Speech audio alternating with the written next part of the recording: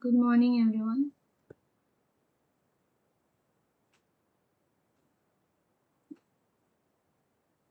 Hello. Okay, let us wait for others to join.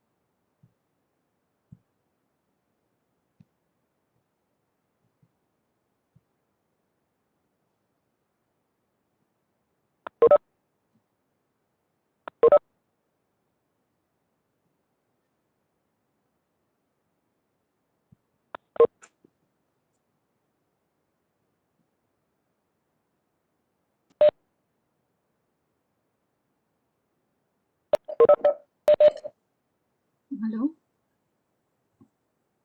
Hello. Am I audible? Hello.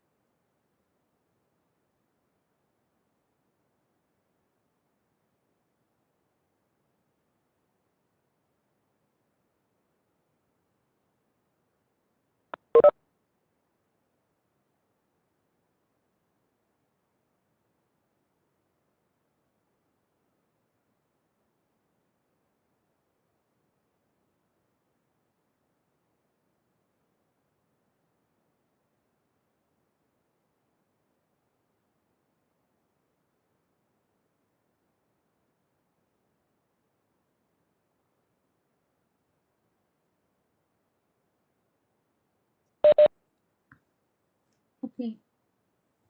In the last class, what we have done? In the last class, we were doing this, the brick courses and closures for your brick masonry, right?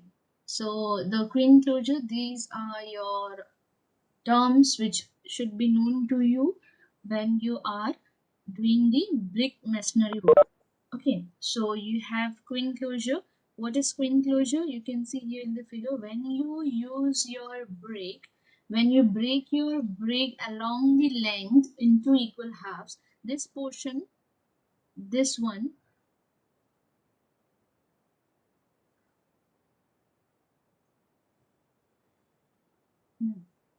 so this portion which you are using, this is known as your queen closure. Okay, so another one is what? Your king closure. Now when you cut your brick in this way at the corner and joining the middle points of the width and the length of the brick, this is your queen closure. Okay, so another one is what? Your 3/4 bed or half bed.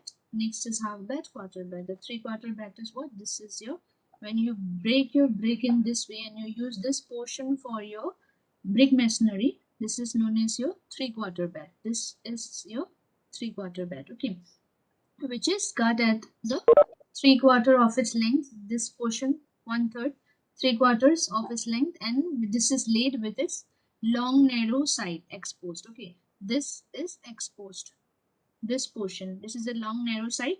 So this is exposed. When this is exposed in our brick masonry, you will know that this is what? A 3/4 bed. And if you see your brick in this way, this front portion, what you call it, you will call it a king closure when it is cut at this corner.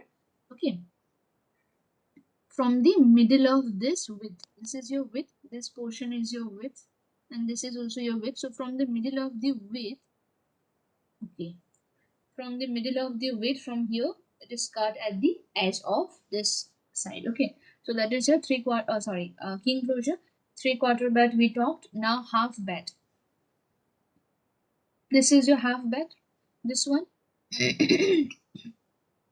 When your brick is cut in half across the width and it is laid in the wall structure, this portion is laid in the wall structure, it is known as your half bed.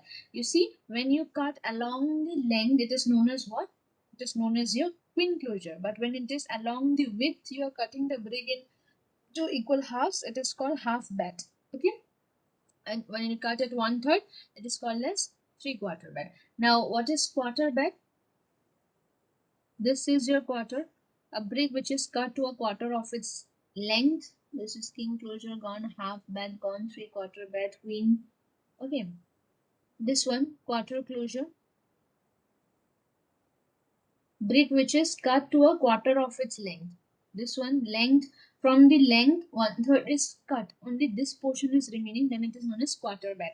When it is, see, when you cut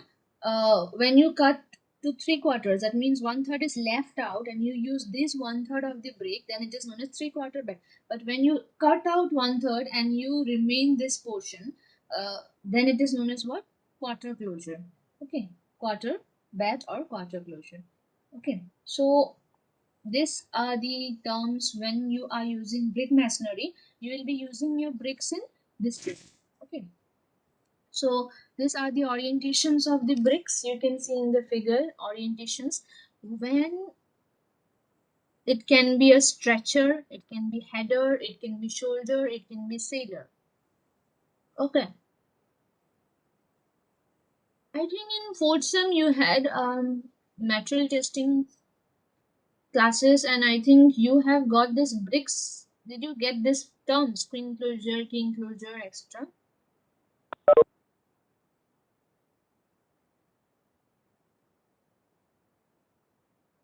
Hmm?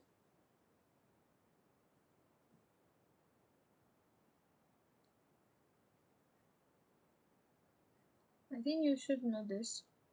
Okay, orientation of this bricks is what? It can be stretcher, it can be header. 1 minute.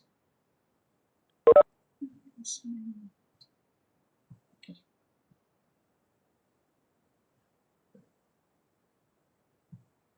Hmm. So we have what? Stretcher. Waiting in the lobby, someone is waiting.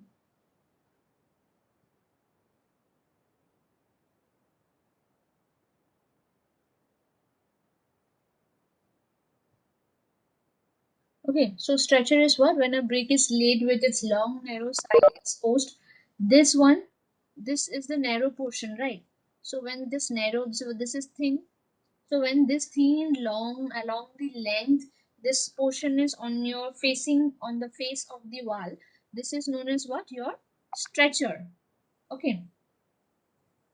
And then header is what? This is your header. This width portion when it is facing towards you in the wall, when you're looking a wall and your wall is facing towards you and you see this portion of the brick, the width of the brick, that means that is your header. Okay, what is a soldier? A brick laid vertically with the long narrow side of the brick exposed.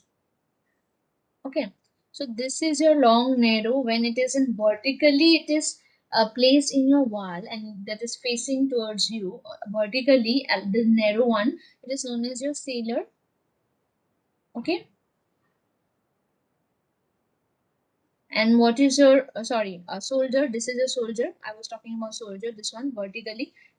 Okay, then sailor is what? A brick which is laid vertically with the broad face of the brick. Sailor is the broad face one. Okay, when it is vertically in placed in your wall. So what is a stretcher? When the long narrow is horizontally placed towards you on the face of the brick wall, it is known as a stretcher. The width portion, if it is horizontally placed, it is known as a header. But when it is this same thing, if it is vertically placed, okay, if this same portion, if it is uh, vertically placed, it is known as your shoulder. Okay, and if this broad portion, this broad portion, if it is facing vertically, okay, towards you on the wall, then it is your sailor. Okay, shoulder is what? The narrow portion when it is vertically placed, and the broad portion if it is vertically placed, it is your sailor. Okay, another, this is your sheener and roll off, which you can see here.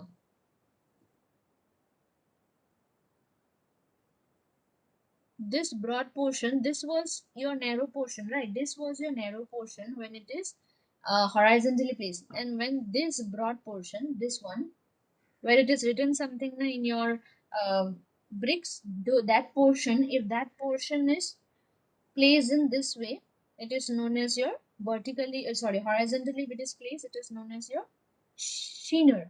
Okay, and what is a raw lock? When this portion, this one is vertically placed. This portion is vertically placed. It is known as your roller. Okay.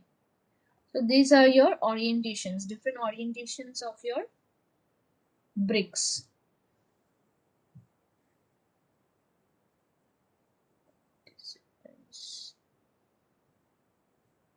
Okay.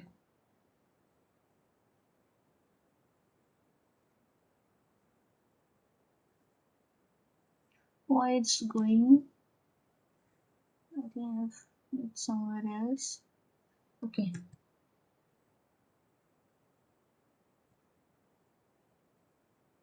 I think I was here. So now, what are the rules for your good brick bonding?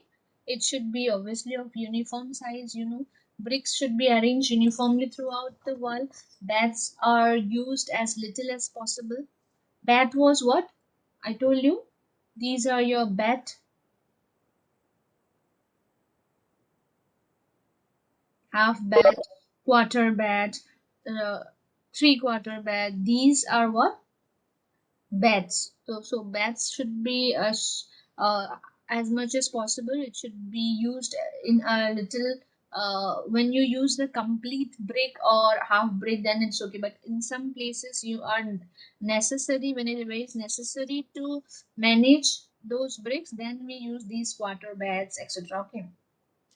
The bricks in the interiors of wall laid as headers, that is across the wall.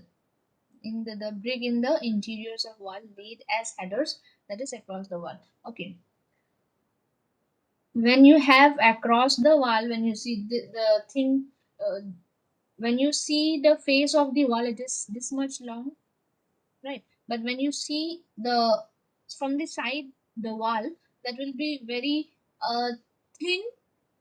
Okay, so that must be what in the interior of the walls the header should be laid. Okay, the interior one, not the facing portion. Okay, the lap not more than 2 and 1/4 inches. Okay, the lap should not be more than, when you're lapping the bricks together, it should not be more than 2 and 1/4 inches. Okay, the vertical joints in every other course should be vertically over one another. When you're using vertical joints, it should be vertical. When you're using horizontal, it should be horizontal. Okay, for good, it is not necessary, but for a good brick bonding, you can use these rules. Okay, we have, you see, the next, these are the bonds in the brickwork. How we bond the bricks together, the different types of brick we know the different orientations of bricks, we know the this, names of the bricks when it is used in different forms, what it is known as queen closure, sorry, not queen closure, yeah, queen closure, king closure, half bed, quarter bed, all those things, header, footer, all those things we know that those are the names of the brick when it is used in different ways. Okay, so these are the bonds, brick bonds, how we bond together to them, that there is the name for this. What is that? English bond, Flemish bond. There are 10 types. Okay, the main are this English bond, Flemish bond, header bond, stretcher bond. Okay, these four are the main ones, and the rest are related to these. Okay, so we have what? Who is coming? Each part.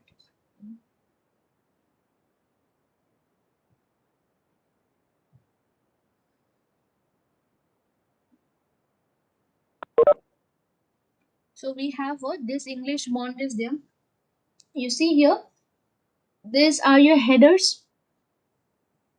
These are your stretcher. When your wall is facing and you're looking this narrow portion of the brick towards you, it is known as your stretcher. For your this one was your stretcher. The narrow portion, the long narrow portion was your stretcher. Your header was the width at the face of the wall.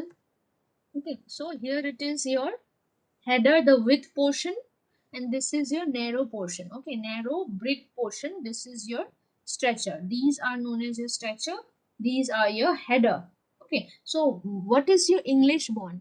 English bond is when you have this a line of a series of stretchers, and above that you have a series of header, and again you have the series of stretchers. So these kind of bond is known as your English bond. Okay, when you have a line of series of your stretchers, then you have a series above it, you have a series of your header, then again you have a series of stretchers. So this is your English bond. Now what is Flemish bond? In Flemish bond, what happens? In each line or in each series of your the horizontal line of the bricks which you're bonding, there what happens? You have between two stretchers, you are having one header. Okay, this goes in a line, like suppose here you are looking, this is the header stretcher. Vice versa, it can be between, you can say between two stretchers, between two headers one stretcher is there, or between two stretchers one header is there. Okay, this kind of, when you have mm, these kind of bonds, it is known as your Flemish bond. That is, between two headers you have one stretcher, or between two stretchers you have one header. Okay, when you go on a series of line, you can either say it in both the ways. Okay, then we have another next bond is what? Your stretcher bond.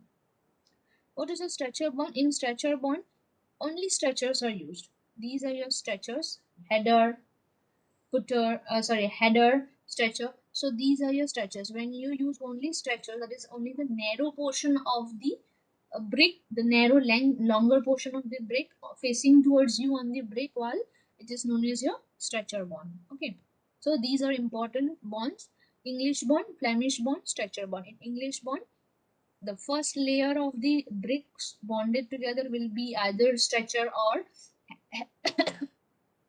header, and the next will be, if it is a stretcher, it will be next line will be headers, then next line will be stretchers, again the next line will be headers, like that. Okay, that is your English bond. But in a series, in a Flemish bond, what happens in a Flemish bond, you have in each row you have both the structure in a single line of, or in a single line of bond. In a horizontally, it is one stretcher to have one header, or and two stretcher, or two stretcher and one header. That is your Flemish bond. In stretcher, only stretchers are used. Okay, so we have next, see your Flemish bond. We were talking about this Flemish bond. If you see the view, this is your Flemish bond. You see, between two,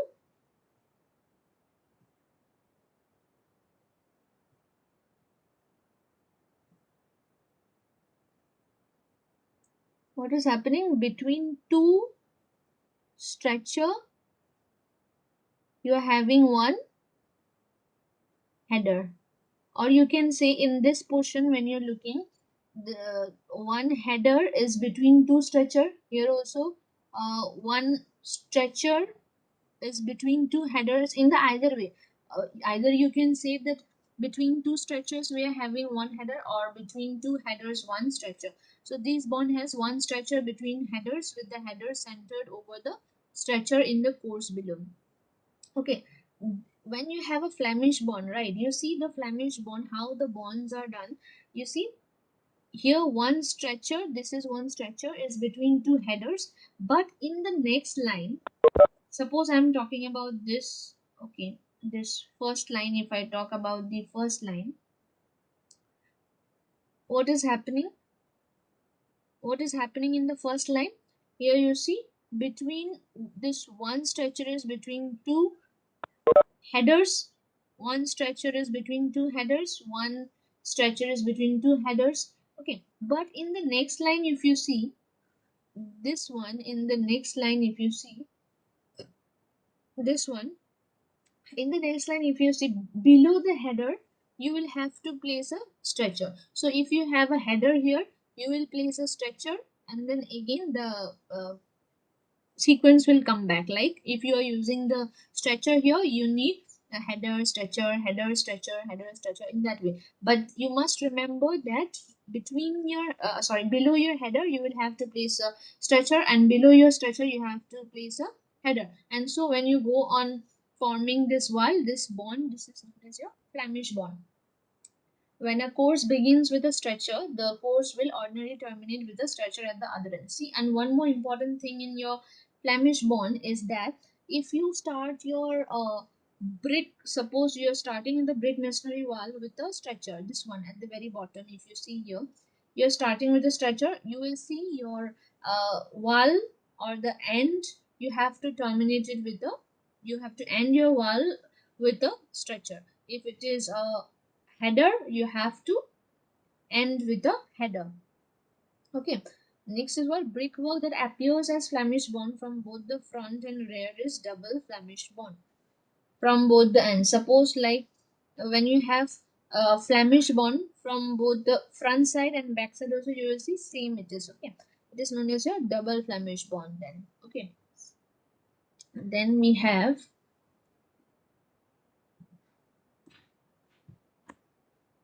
English bond. We were talking about English bond. This was your English bond. One line of stretcher, one line of header, one line of header, one line of stretcher. So if you see this bond, what is there? You see there is a bond of the stretcher, then a line of header, then again you have stretchers, then again you have a header.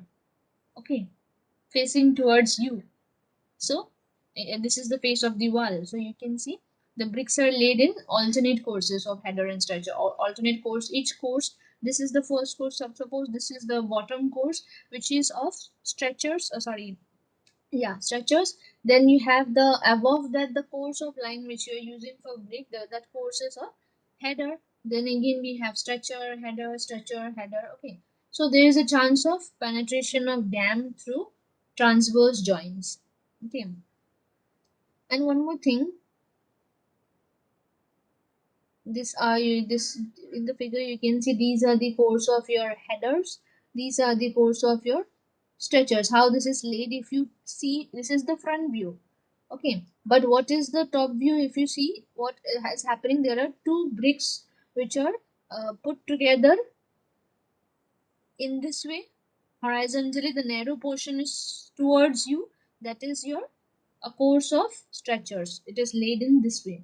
Okay, otherwise your brick will be very thin, right, if you use only one brick in this way. So this is a course structure. This is queen closure. You can see we talked about queen closure. Half it is used, right? Because either what happened, this was your structure, line of structures you were using. You are using the line of structure here, but when you would use this last brick here, there would have been some gap. Okay, to remove that gap or to hide those gaps, what we are doing, we are placing queen closure, which is a half length. When we cut the half length of the brick, I told you that, and this narrow portion is towards the face of the wall. It is known as your queen closure, and that is why it is used, so that this brick wall is at a aligned in proper line. Okay, see these joints here, these are the joints here. Also you can see these are your joints, transverse joints. From here there is a chance of penetration of what, dam through the transverse joints, either from here this transverse joints, or from here you will have the dude. Since you're joining, there can be dam. Queen closures are inserted next to header to produce overlap. Okay, so that they can produce this overlap of above the structure you're placing, since this course is of header, so that it is in a plane and aligned properly. So we use this queen closure. English bonds are the strongest bond, but it is to be noted that the continuous vertical joints are to be avoided. Okay, so English bonds are considered to be the most strongest one. Why? Because these are all in alternate courses, right? That's why it gives a perfect strength, we can see. And appearance is not as good as Flemish bond. In the Flemish bond, what we are having, it is in this way. It is looking good. Here also it's looking good, but depends upon you how you want to treat. If you want to construct your wall, okay. So this was your English bond. Now what is your this success bond? This bond has three structures. Okay, this bond has three structures between every header. You will see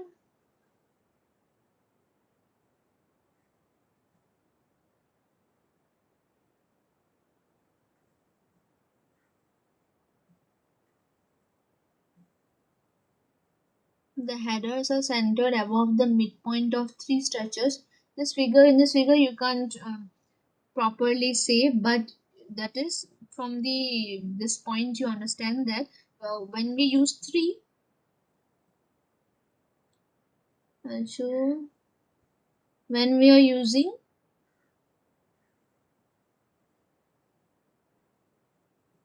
this is your stretcher, sorry, this is the post,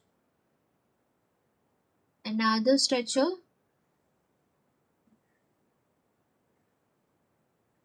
this is another stretcher, three stretchers, has three stretchers between every header, and here you have a header.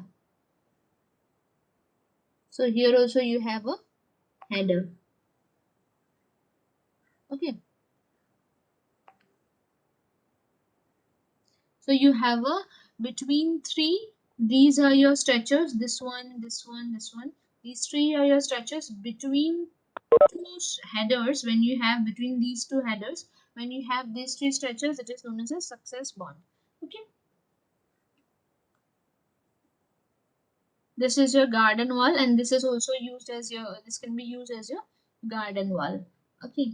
Garden wall bond. This also is known as your garden wall bond, and it can also, your the success bond also can be used if you want. You can use as a garden wall. This also you can use. This is also a garden wall. But the main thing which I told you was your what? The bond, English bond, Flemish bond, stretcher bonds. Okay.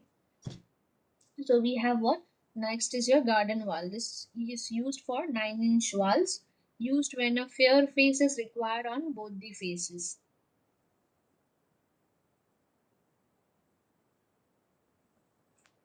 Wall is composed of 3 or 4 courses of structures alternating with one of headers. See here, this is same like that of your, if I say you, this one, the Flemish bond, this one, the Flemish bond. Okay, some kind of Flemish bond, but you have to remember, like, if you have a header, that there will be a stretcher. If you have a stretcher, below that there will be a header. Okay, similar, that's why it is important for to know your Flemish bond, this English bond, Flemish bond, and stretcher bond, because the other bonds which are there, they are going through this. The main concept is of English bond, Flemish bond, and stretcher bond. So other bonds are related to this. They are sub bonds. You can say, like, the main is here. They are like English bond, but somewhat different. But the main are these three. That's why. Okay. Then we have, this is the header bond. You can see all the lines are of header. Okay, this is the width. That means the width of the brick is placed along the our facing of the brick wall. Okay.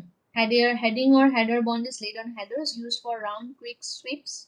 Okay. It should never be used in straight work as it is very weak. These are very weak because when you give alternate courses, like you use structures between them or headers, then what happened, the strength comes to be more. Okay, but if you use this either complete stretcher or complete header, it comparatively to the mix of the header and stretcher, it is less strength. Okay, of lesser strength. This bond is used for facing of curved surface and putting in foundations. Okay, when you have curved faces, we use these things. Not in when you want a straight wall. Suppose you want your boundary wall, or you want your uh, you want a partition wall or something like that, you don't use this, because they are used only for round quick strips. Okay, curvy kind of things in there, they are using only this type of things. Stretcher bond, when you have this, all each courses are of stretchers, stretcher, all these are stretchers. Okay, used in walls of half brick in thickness. Okay, due to its constant occurrence in the last position, it is also called chimney bond, running bond. These stretcher bonds are also known as your chimney bond or running bond. Okay, this bond does not develop proper internal bonds. Okay, now these are some of the qualities of good bricks. If you read, you can understand these things. Bricks should be uniform in shape and standard in size. We have talked about the size also. I have shown you in the previous slides.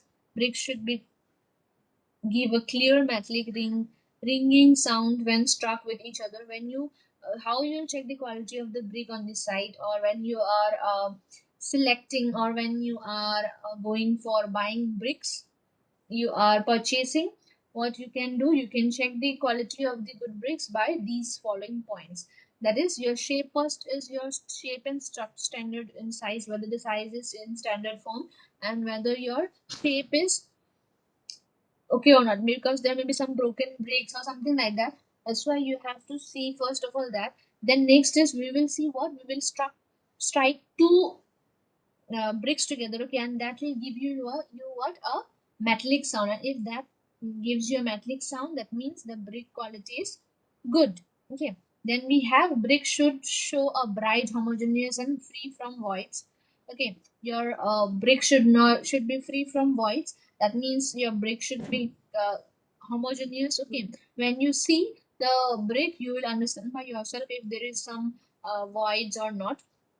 Brick should be well burned and possess sharp edges. Yeah, there should be sharp edges.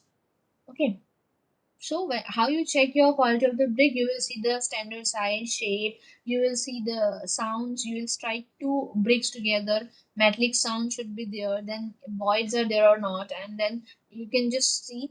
Then you have sharp edges. It should have sharp edges. It should not be broken. The, then we have what color of the brick should be uniform and bright. It should be uniform. It should not be overburnt.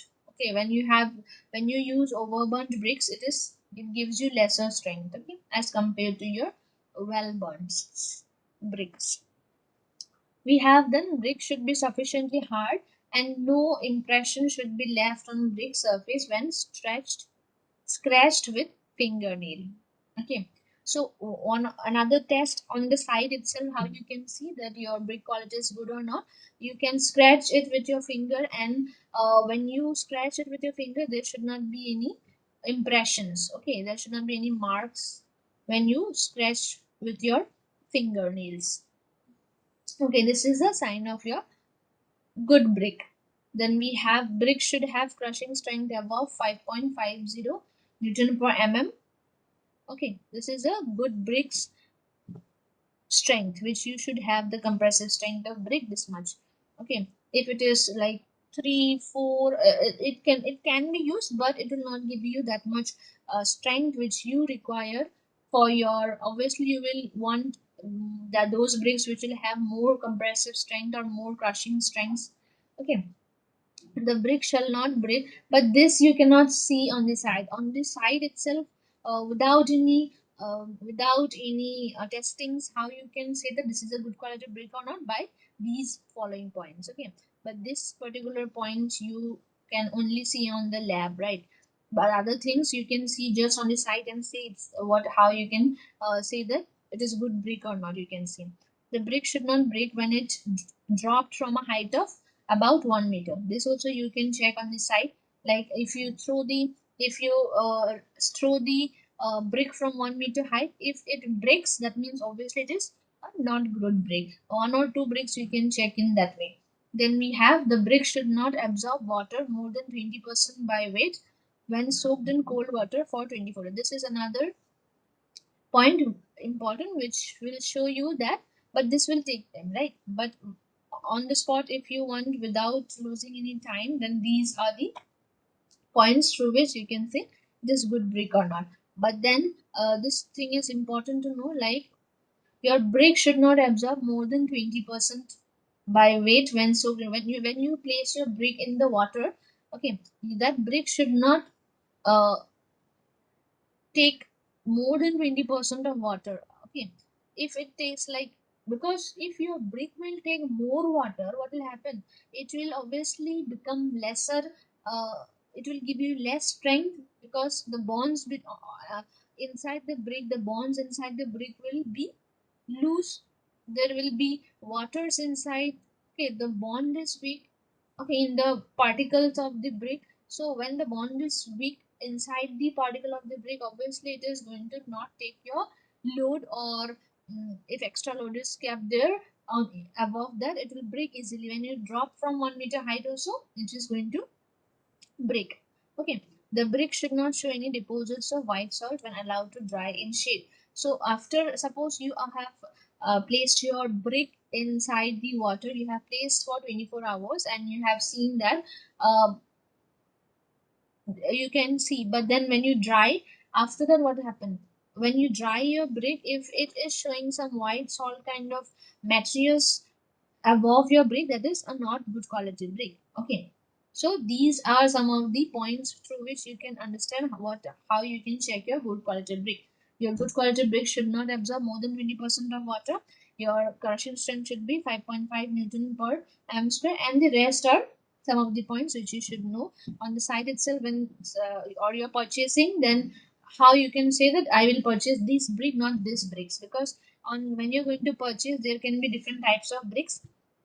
So you have to check which, whether the ones which you're purchasing are good quality brick or not. So in this way you can check your good quality bricks, okay, on the site itself by looking and observing these points. Okay.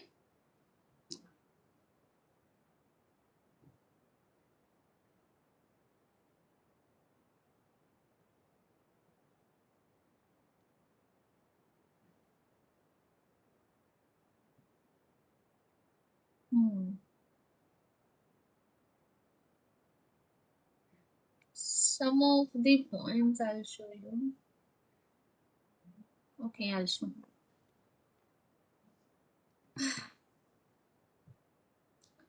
And for your attendance, I'll share a link. You go to the link and give your attendance, like in the previous class, how you did, like that you give. Okay.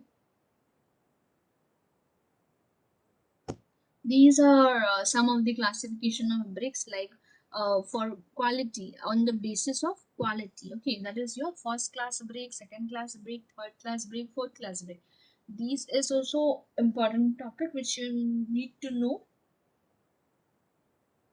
Okay, so you have your first class brick, table molded surface and edge. You can see here in the brick, your sharp, you have sharp edges, and these are perfectly in their shape, smooth, and then again these edges are straight.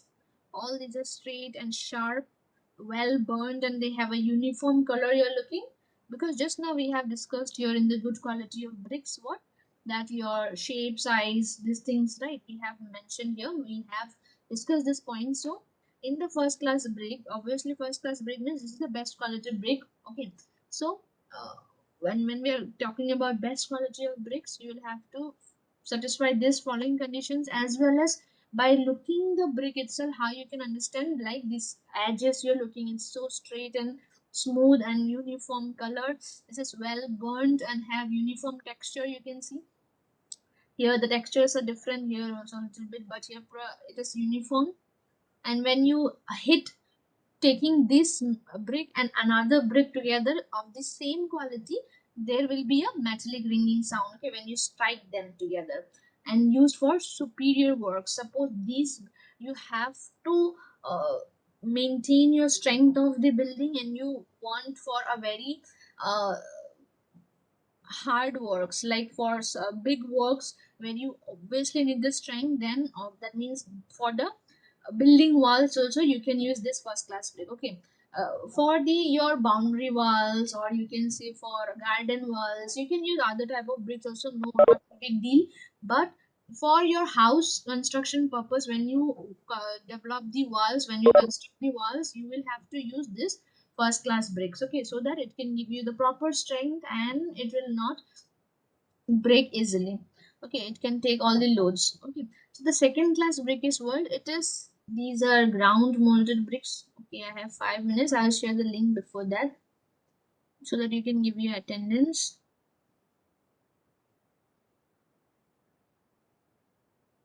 Okay.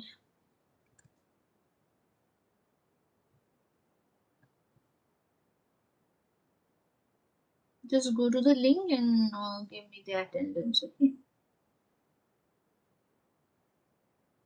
I think if you have the link, you can try on the link, the earlier one which I shared with you, or I shall share with you now again here.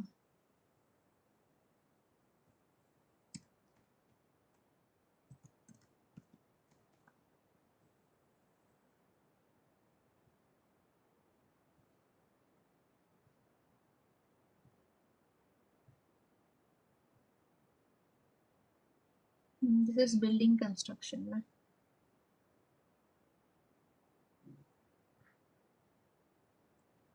Okay.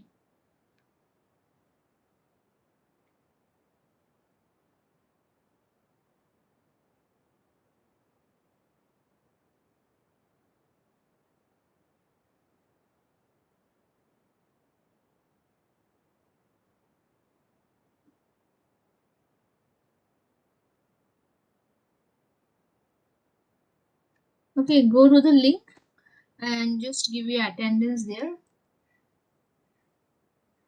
Start taking.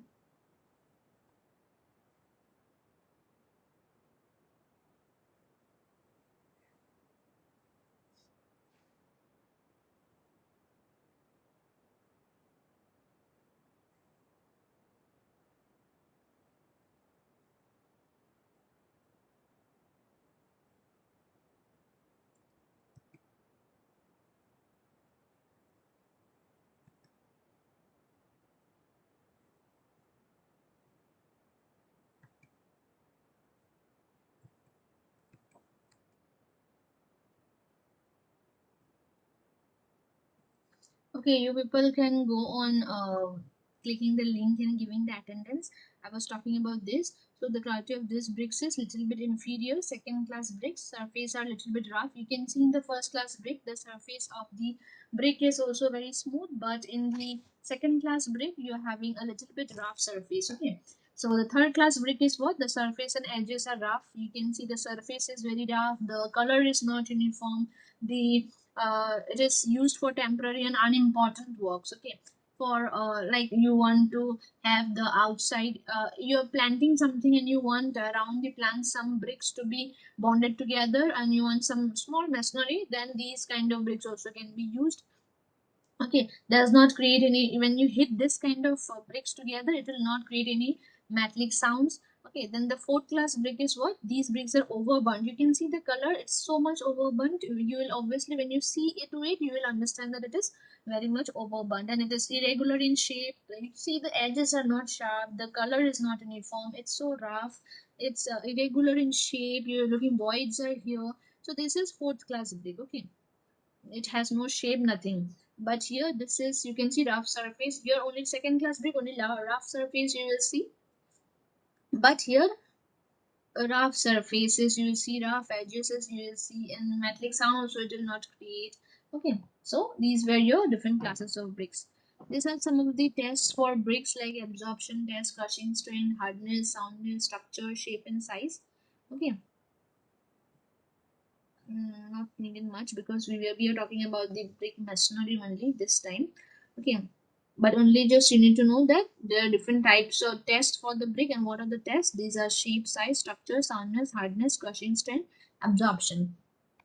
Okay, these are some of the defects in the brick masonry: sulfate attack, crystallization of salt from bricks, corrosion of embedded iron or steel. Okay, sulfate attack: sulfate salts present in the bricks work react with alumina content of cement. It occurs in boundary walls. Okay,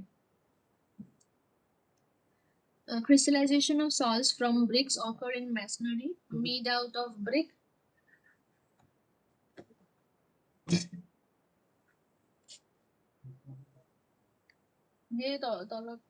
Okay. Corrosion. Okay. Crystallization is what? Occur in masonry made out of brick, which contains excessive soluble salts. This phenomenon is known as efflorescence. Okay. There, because